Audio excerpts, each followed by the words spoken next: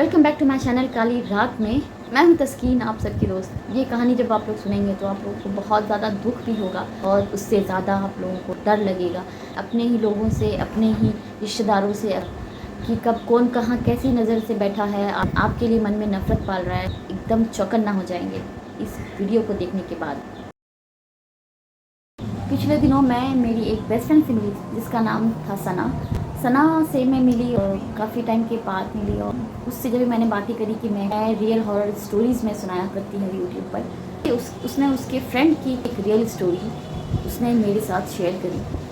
उसने बताया कि उसकी एक फ्रेंड थी जो चेन्नई में रहती थी। ये स्टोरी कुछ उन दिनों से शुरू होती है। उस लड़की का नाम रख देते हैं प्रिया।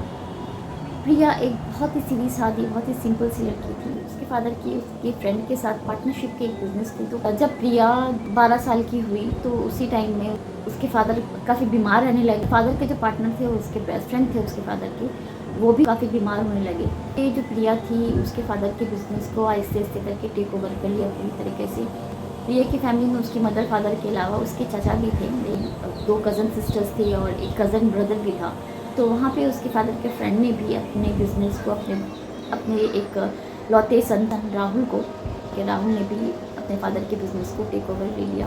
पूरे यहाँ पे प्रिया और राहुल आहिस्ते आहिस्ते करके बिजनेस ट्रिप से एक दूसरे से मिलने जुलने लगे और आहिस्ते आहिस्ते करके एक दूसरे को पसंद करने लगे, कि अपने फादर के बिजनेस को काफ़ी बढ़ाने लगे।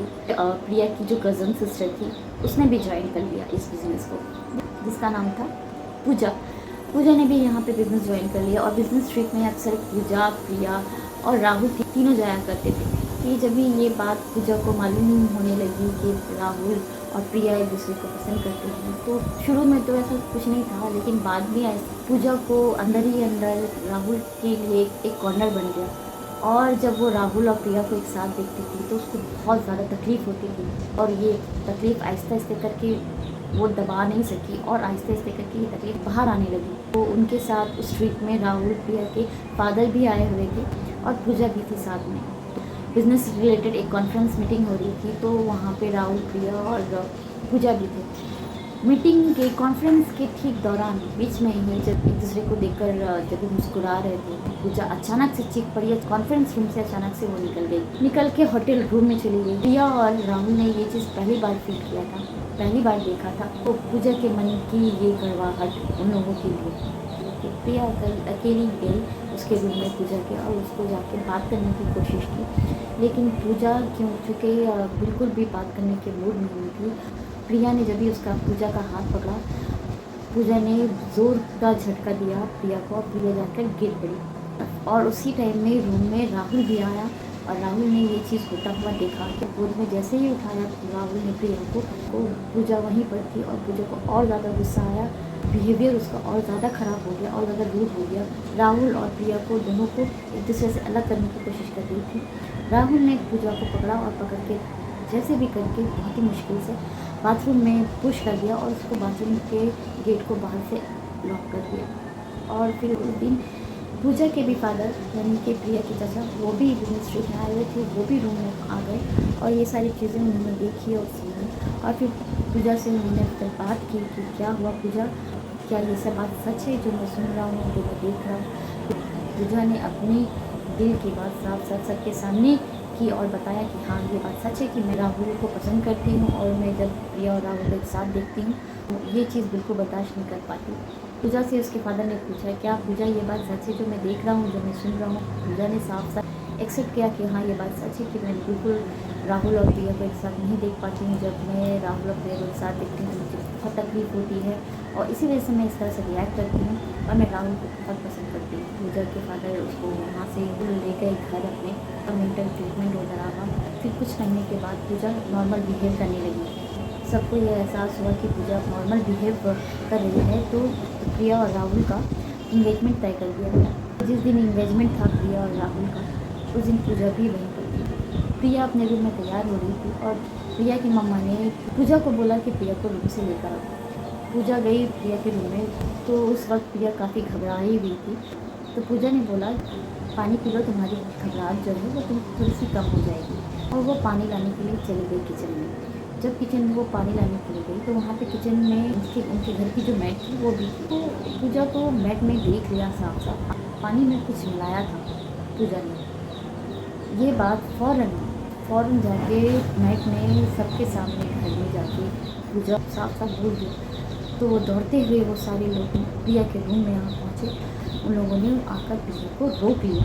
सारे लोग बहुत घबराए हुए थे और पूजा के फादर पूछने लगे, क्या तुमने पानी में कुछ मिलाया है प्रिया के? और क्या कि नहीं, मैंने ऐसा कुछ नहीं किया है। सारे लोगों ने बहुत पूछने की कोशिश की पूजा से, लेकिन पूजा ने साफ साफ इनकार किया। जब सबके सामने घर के मेट ने फिर से दोहराया कि हाँ मैंने देखा है पूजा को प्रिया के पानी में कुछ मिलाते हुए। अब पूजा ने फिर से वो एंगरनेस, उसका जो पुराना एंगरनेस था वो फिर से वापस आ गया उसके बना कि हाँ मैंने प्रिया के पानी में मैंने जहर मिलाया है, मैं उसको मार देना चाहती हूँ, मैं उससे नफरत करती हूँ। इन सारी चीज़ों के बाद में पूजा का इलाज होता रहा। इसी दौरान प्रिया की जल्दी से शादी करवा दी गई। ट्रीटमेंट होते होते कुछ महीने के पूजा की डेथ हो गई अचानक से। डेथ होने के बाद प्रिया अपने घर में रहती थी, बहुत अच्छी लाइफ थी उसके राहुल के साथ में। प्रिया के साथ अचानक से कुछ अजीब चीज़ें होने लगी। जैसे एक दिन रात में प्रिया अपने घर में अपने रूम में सो रही थी और उसको ऐसा लग रहा था तो अचानक से उसके ऊपर आ गया है और उसका गला दबाने की कोशिश कर रहा है। लगता था उसको हर घड़ी हर वक्त कोई उसका पीछा कर रहा है, तो उसको मारने की कोशिश कर रहा है। सारी बातें राहुल से शेयर करी। राहुल वो लोग उस घर में काफ़ी टाइम से रह रहे थे और उस घर में उन लोगों ने कभी ऐसी कोई बात फील नहीं की थी। तो प्रिया को उन्होंने बताया कि इतने साल से रहते हैं और इस घर में हम लोगों ने कभी ऐसी कोई बात फील नहीं की है, ये सब तुम्हारा मन का वहम है। प्रिया को राहुल ने समझाया, लेकिन अंदर ही अंदर ऐसी चीज़ों को प्रिया बर्दाश्त कर रही थी। मेंटली काफ़ी डिस्टर्ब होने लगी। आहिस्ता आहिस्ता बिजनेस ट्रिप में भी प्रिया नहीं राहुल के साथ जाने लगी। राहुल अकेले ही बिजनेस को संभालने लगा। प्रिया का ज़्यादा से ज़्यादा टाइम घर में होती थी और जब घर में होती थी तो वो अकेली होती थी। जैसे कि वो वॉशरूम में जब जाती थी तो हाथ धोती थी, तो हाथ जब धो रही है तो पानी दिखाई देता कि वो पानी नहीं, वो ब्लड है। कहीं पे अकेली बैठी रहती थी या खड़ी रहती थी, उसको हमेशा लगता था कि कोई उसके पीछे है और उसको आवाज़ दे रहा है। ऐसे करते करते प्रिया की भी मेंटली हालत बहुत ज़्यादा ख़राब होने लगी। अभी राहुल एक दिन घर पहुंचा, शाम का वक्त था। बेल बजाते बजाते आधे घंटे हो गए। आधे घंटे से प्रिया ने घर का दरवाज़ा नहीं खोला अंदर से। तो राहुल ने कैसे भी करके दरवाज़ा बाहर से खोला। खोल के जब अंदर गया तो देखता है कि पूरा घर अंधेरा हो रहा है। रूम की लाइट उसने ऑन करी तो प्रिया को आवाज़ देने लगा। तो प्रिया को उसने बेड के नीचे छिपा हुआ पाया और काफ़ी डरा हुआ पाया। फिर उसको बेड के नीचे से बाहर निकाला उसने और उससे बात करने की कोशिश करी, तुम यहाँ बेड के नीचे क्यों हो, क्या कर रही हो और क्या हुआ है। तो प्रिया ने उसको बताया कि मैं आज पूजा आई थी घर में और पूजा ने बोला है कि वो मुझे मार देगी, वो मेरी जान ले लेगी, वो मुझे हर घड़ी परेशान करती है। राहुल ने उसकी बात को बिल्कुल भी नहीं समझा, नहीं माना उसने और प्रिया को दवाई दी और दवा दे के उसको सुला दी। फिर राहुल काफ़ी थका हुआ ऑफिस से आया था, जब बिस्तर ले जाता था तो बेहोशी सो जाता था। अब प्रिया दवा लेने के बाद भी नहीं सो पाती थी, पूरी रात जागती थी क्योंकि उसको आवाज़ सुनाई देती थी कि पूजा उसे पुकार रही है, प्रिया प्रिया करके। और उसको लगता था कि अगर मैं सो जाऊँगी तो मुझे पूजा मार देगी। ऐसे करके वो पूरी रात गुजार देती थी। ही 2 दिन के बाद राहुल का बिजनेस ट्रिप आ गया और उसको 2 दिन के लिए बिजनेस ट्रिप के सिलसिले में उसको बाहर जाना पड़ा। वो टेंशन में था, प्रिया को अकेले छोड़ के नहीं जाना चाहता था, लेकिन उसको जाना ही पड़ा। तो और यहाँ प्रिया अकेली थी घर में। जैसे ही राहुल बिजनेस ट्रिप के लिए निकला तो प्रिया ने दरवाज़ा अंदर से लॉक कर लिया और उसके बाद जो पूजा ने उसकी हालत की प्रिया की, उस हर जगह उसके साथ में होती थी और उसको बहुत टॉर्चर किया करती थी। प्रिया का गला दबाना, हमेशा आ जाती थी, वो प्रिया के पास में रहती थी 24 घंटा ना। प्रिया हम बिना खाए पिए वो 24 घंटा परेशान रही। रहते रहते 2 दिन ऐसे ही गुजर गए जब को पूजा दिखाई देती थी और वो इन सारी चीज़ों को ना किसी को बता पा रही थी ना दिखा पा रही थी। राहुल के जाने के बाद और ज़्यादा बढ़ गया।